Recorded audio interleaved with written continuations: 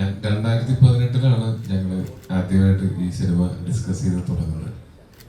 അന്ന് ഞാൻ Andy Oscar goes to എന്നുള്ള സിനിമയുടെ ഷൂട്ടിന്റെ സമയത്ത് നിൽക്കുമ്പോഴാണ് ഡിജോ വിളിച്ചിട്ട് നമുക്ക് സ്ക്രിപ്റ്റ് ഡിസ്കസ് ചെയ്യാമെന്ന് പറഞ്ഞപ്പോൾ ആ സമയത്ത് ഡേറ്റുകൾ മാനേജ് ചെയ്യാനൊക്കെ ഭയങ്കര പെടാപ്പാട്. എനിക്ക് ഞാൻ സിനിമയിൽ വന്നിട്ട് അധികമായിട്ടില്ല, അത്രയും സിനിമകൾ ഒരുമിച്ച് ചെയ്യുന്ന സമയത്ത് മാനേജ് ചെയ്യാൻ ഭയങ്കര ബുദ്ധിമുട്ടായിട്ട് ഞാൻ ഡിജോയുടെ അടുത്ത് ആദ്യം പറഞ്ഞത്, ഇഷ്ടപ്പെട്ടാലും കമ്മിറ്റ് ചെയ്യാൻ പറ്റാത്ത ഒരു നിവൃത്തിയുടെ തൽക്കാലം ഉണ്ട്, അതുകൊണ്ട് നമുക്കിത് ഡിസ്കസ് ചെയ്തിട്ട് കാര്യമുണ്ടോ എന്നാണ് ചോദിച്ചത്. പക്ഷെ ഡിജോ പറഞ്ഞു എന്നാലും നമുക്കൊന്ന് വെറുതെ നമുക്കൊന്ന് ഇരുന്ന് ഡിസ്കസ് ചെയ്യാം എന്ന് പറഞ്ഞ് ഡിസ്കസ് ചെയ്ത് കഴിഞ്ഞപ്പോൾ എങ്ങനെയെങ്കിലും ഡേറ്റ് ഉണ്ടാക്കി ചെയ്യണം എന്ന് എനിക്ക് തോന്നിയ ഒരു സിനിമയാണ്. അന്ന് സുരേഷ് ഏട്ടനും ഡിജോയും കൂടെ വന്നിട്ടാണ് അന്ന് നാരേറ്റ് ചെയ്തത്.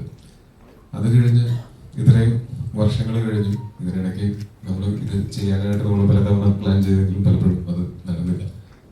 പക്ഷെ ഇത്രയും വർഷങ്ങൾ കഴിഞ്ഞിട്ടും ഇത്രയും വർഷങ്ങളിൽ ആ സ്ക്രിപ്റ്റിൽ വർക്ക് ചെയ്തുകൊണ്ടിരുന്ന ഞാൻ അന്ന് കണ്ടതിനേക്കാൾ എത്രയോ എലിവേറ്റഡ് ആയിട്ടുള്ള സീനുകളുള്ള, എത്രയോ ഗംഭീരമായിട്ടുള്ള സീക്വൻസുകളുള്ള ഒരു സ്ക്രിപ്റ്റ് ആയിട്ട് ഒരു സിനിമയ്ക്ക്, ഒരു കലക്കൻ സിനിമയ്ക്ക് പറ്റിയൊരു സ്ക്രിപ്റ്റ് ആയിട്ട് ഇതിനെ ഒരു പോളിഷ് ചെയ്തുകൊണ്ടിരിക്കുന്നു എന്ന് പറയുന്നത്.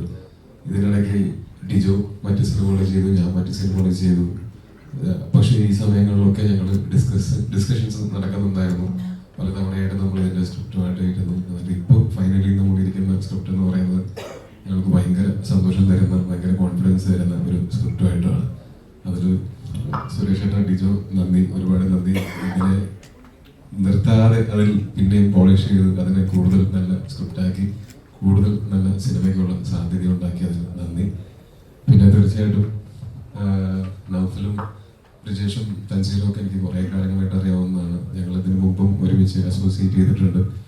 ആ സമയത്ത് ഇപ്പോൾ തീവണ്ടിയാണെങ്കിലും ഗോതയാണെങ്കിലും മെക്സിക്കൻ വാർത്തയൊക്കെ ആണെങ്കിലും ഇവരാണ് അത് UAE-ലും ഒക്കെ GCC കൺട്രീസിലൊക്കെ ഡിസ്ട്രിബ്യൂഷൻ ചെയ്തിരുന്നത്. അതിനുശേഷം ഞങ്ങളിപ്പോൾ ടോവിനോ തോമസ് പ്രൊഡക്ഷൻസും വേൾഡ് വൈഡ് ഫിലിംസും പാർട്ട്ണർഷിപ്പിലാണ് മരണമാസം എന്ന് പറയുന്ന സിനിമ പ്രൊഡ്യൂസ് ചെയ്തുകൊണ്ടിരിക്കുന്നത്. വീണ്ടും ഞങ്ങൾ ഒരുമിച്ച് ഒരു അസോസിയേഷൻ. അപ്പോൾ ഈ സിനിമയുടെ സ്ക്രിപ്റ്റും എല്ലാം വായിച്ച് ഈ സിനിമയുടെ ഡിജോയുടെയും ഒക്കെ വിഷൻ മനസ്സിലാക്കി ഈ സിനിമയുടെ കൂടെ നിൽക്കുന്ന പ്രൊഡ്യൂസർമാർക്ക് തീർച്ചയായിട്ടും ഭയങ്കര നന്ദി. ഗംഭീരമായിട്ടുള്ള ഒരു സിനിമ ഉണ്ടാക്കാൻ നമുക്ക് എല്ലാവർക്കും പറ്റട്ടെ എന്ന് ആഗ്രഹിക്കുന്നു, ആശംസിക്കുന്നു. പിന്നെ ഇതുപോലെ ഞാൻ വർഷങ്ങളോളം കാത്തിരുന്ന് ചെയ്തിട്ടുള്ള സിനിമകൾ ഒന്ന് രണ്ടെണ്ണം എക്സാമ്പിൾ പറയുകയാണെങ്കിൽ അത് ARM പിന്നെ തല്ലുമാലയും തീവണ്ടിയും പോലുള്ള സിനിമകളാണ്. നമ്മൾ കമ്മിറ്റ് ചെയ്തിട്ട് ഇങ്ങനെ കുറച്ച് നാൾ കഴിഞ്ഞിട്ടാണ് അതൊക്കെ ചെയ്യാൻ പറ്റിയിരുന്നുണ്ടെങ്കിലും ചെയ്തപ്പോൾ ഏറ്റവും നന്നായിട്ട് തന്നെ അത് ചെയ്യാൻ പറ്റിയിട്ടുണ്ട്. അത് തന്നെയാണ് ഈ സിനിമയിലും എനിക്കുള്ള കോൺഫിഡൻസ്. അന്ന് ഞങ്ങൾ ആദ്യം കണ്ട 2018 ഡിജോവും കൂടുതൽ എക്സ്പീരിയൻസ്ഡ് ആണ്, ഇപ്പോൾ ഞാനും കൂടുതൽ എക്സ്പീരിയൻസ്ഡ് ആണ്. നമ്മളുടെ എക്സ്പീരിയൻസസിൽ നിന്ന് നമ്മൾ കൂടുതൽ പഠിക്കുന്നുണ്ട്.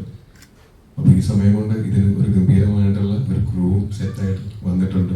ഇപ്പോൾ മ്യൂസിക് ചെയ്യുന്ന ജെയ്സായിട്ടാണെങ്കിലും, എഡിറ്റ് ചെയ്യുന്ന ശ്രീജിത്താണെങ്കിലും, ദിവാകർ മണി സിനിമാറ്റോഗ്രഫി ആണെങ്കിലും, ദിലീപ് നാഥ് അദ്ദേഹമാണ് ഡയറക്ഷൻ ചെയ്യുന്നത്. ഇതുപോലെ എല്ലാ മേഖലയിലും ഏറ്റവും നല്ല ഒരു ടെക്നീഷ്യൻസിനെയും ഒക്കെ കൊണ്ടുവരാൻ ശ്രമിച്ചിട്ടുണ്ട്.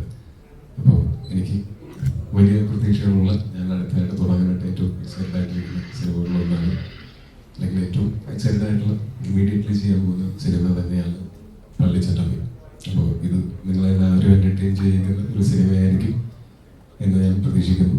അപ്പം ഇതിൽ വർക്ക് ചെയ്യുന്ന എല്ലാവർക്കും ഗുണം ചെയ്യുന്ന സിനിമയായിരിക്കും എന്ന് ഞാൻ പ്രതീക്ഷിക്കുന്നു. Thank you.